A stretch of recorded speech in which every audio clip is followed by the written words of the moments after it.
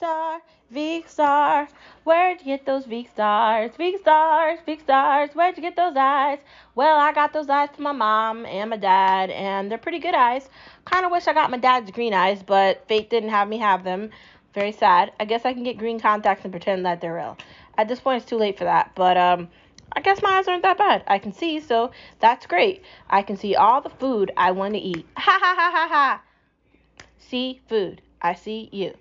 We're going to be talking about some fun things today on this wonderful Tuesday. Every day is a wonderful day if you make it a wonderful day. You know, people are so easily persuaded to be negative and unhappy and miserable. If we go out of our ways to be happy and content and find positivity, then we'll be surrounded by happiness and positivity.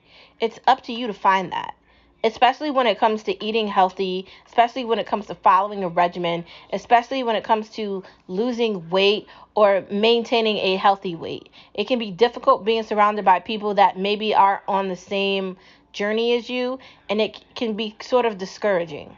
But you can do anything you put your mind to, and this is your journey. These are your pages in your book that you're writing for your life. So make sure everything that you want to experience, you're experiencing it. Make sure you don't miss anything, especially when it comes to health. So, first part of this conversation is one pan wonder. What do I mean by that? Making dinner, lunch, or any meal in one pan is amazing. Whether it's pasta, chicken parmesan, like a broccoli bake, anything. Like vegetable fried rice or your own version of like beef and broccoli or whatever you're making. When you can make it all in one pan, whether it be from scratch or it's a frozen meal from the freezer, it just makes everything easy. You're able to just condense something that could take like a couple of hours into maybe 30 minutes at most. Making 30-minute meals are awesome.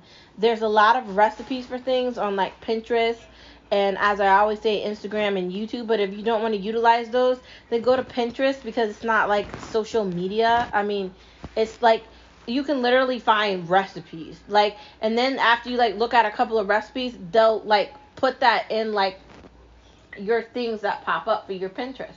It's very interesting, and I think you'll really like that. You could also Google it, but I recommend Pinterest.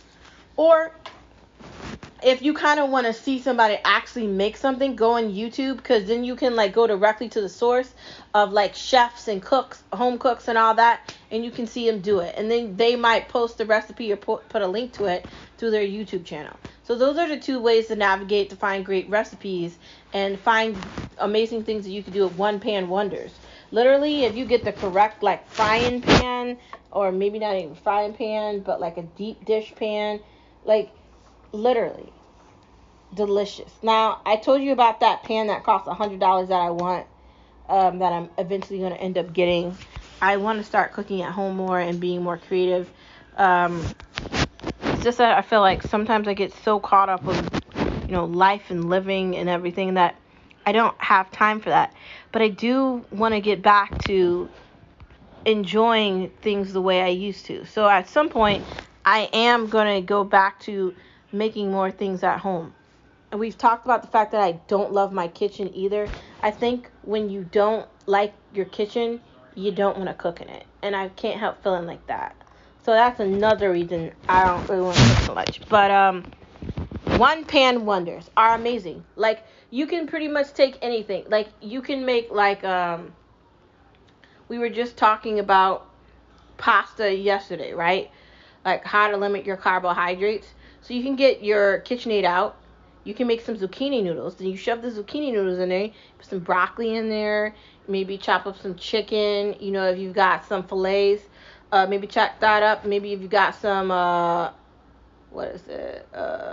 some beef, or some type of a sirloin, you could chop that up. Put that in there. Maybe make up your own sauce on the side and then mix that in too. And then you just made yourself a meal. Maybe you could put some cheese on top of that, or maybe you skip the dairy. I mean, there's dairy-free cheese if you want. Maybe try some goat cheese on top of that. You just made yourself a bowl. I'm not saying you need to use rice or anything, but if you want to, you can use cauliflower rice.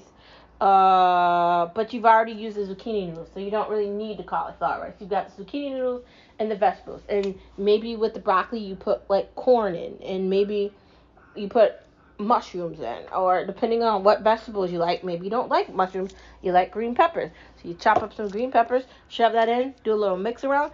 Ding, you got enough for dinner, and you can use the rest for tomorrow's dinner, or you can eat the rest for lunch tomorrow. You can do so much with one pan wonders, and then there's enough in that one pan you can eat off of it for more than one meal. Just saying, it's very convenient, and it gives more flavor to food when you can cook it all in one pan versus different pans. Just saying. I mean, unless you're boiling pasta. In that case, you got to boil the pasta first and then add the pasta to the sauce. But you want to get the sauce a little warm before you add the pasta because you don't want to overdo it. So maybe make the pasta like a little before al dente, then get the sauce going. If you're going to make Sunday sauce, you got to chop up the tomatoes, the onions, the peppers, put some basil in that, chop up the basil really finely, maybe with like a really slim knife, then add in the pasta so it's al dente, so when you're mixing it, it's not like overdone. That's the only time where I'd be like, you got to separate that. Anything else, you can just shove it all in together. One hit wonders are truly amazing. Next part of our conversation that we're going to be talking about is, are Brussels sprouts good? Yeah, you can fry them, you can boil them, you can bake them, you can blend them up and make your own sauce out of them. You can really do anything. You can make your own like Brussels sprout pockets, and you can get really creative. You can make a Brussels sprout wrap. You can do a lot of things with Brussels sprouts. I feel like this is going back to the seasoning thing that we were talking about the other day. You gotta season them though. Like if you don't use the correct seasoning, it might not be as good as you want it to. Granted, you could just like boil it too. Like this is something you could just boil. I'm going to say that Brussels sprouts are a yay. So if you're wondering if you like Brussels sprouts, I say go for it. Brussels on, and don't forget the sprouts with that. They're definite yes, and they're absolutely delicious. And they're lighter, and they taste good with anything. That could be your side to any meal, whether it be filet mignon, whether it be fish, whether it be steak, chicken, whatever. Or you don't want to do that, you could like make it with something that's vegan, like tofu or whatever. You can do it with anything. It doesn't matter whether you're vegan, vegetarian, you're a meat eater, whatever. Or you can make your own like smoothie out of it if you want to get creative with that too. You can do anything with Brussels sprouts.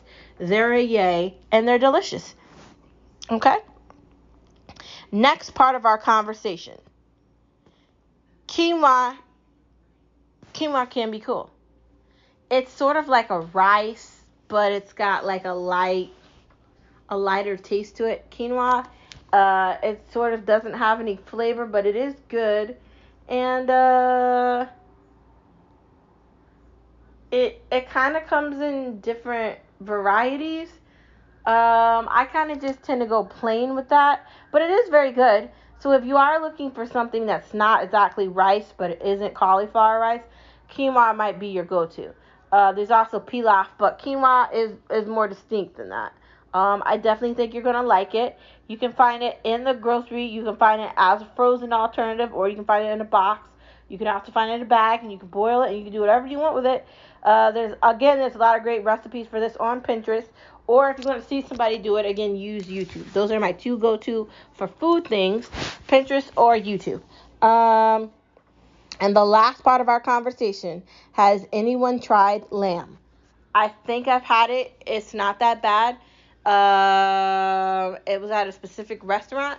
If you're looking for something good to try and you're going, out of the country and that's an option, maybe try it. If you're in the country of the United States of America and you are at a different sort of a restaurant and they have that as an option, maybe try it and see if you like it too. Anyways, that is the end of the pod on this wonderful Tuesday. Thank you for tuning in, as always, to Veek Star. Where'd you get those Veek Stars? Veek Stars, where'd you get those eyes? See you tomorrow on Wednesday. Bye.